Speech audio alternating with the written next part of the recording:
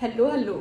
ايه هي يا دكتور الغده الشرجيه؟ طيب الغده الشرجيه دي غده موجوده عند القطط والكلاب عند الانال اوبننج او عند فتحه الشرج. بيبقى وظيفتها انها بتطلع ماده اويلي بتعمل لوبريكيشن للستول وهو نازل، لما يكون الكلب او القط كونستيبيتد او عنده امساك فيبتدي يعمل ستريننج ويطلع الماده دي.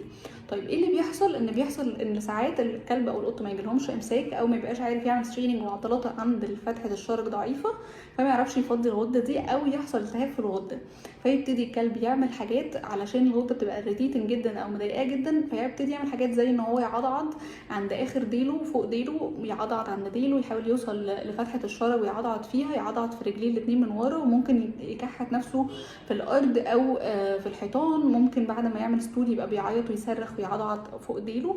الوقت ده بنبقى لو شفنا حاجات زي دي بنعرف ان الكلب كده عنده مشكله، فلازم نروح للدكتور عشان يفحص الغده الشرجيه ويشوف لو هو محتاج يغير حاجه في اكله، محتاج دواء للالتهاب بتاع الغده الشرجيه، او محتاج يفضيها. ودي كانت معلومه النهارده، رمضان كريم.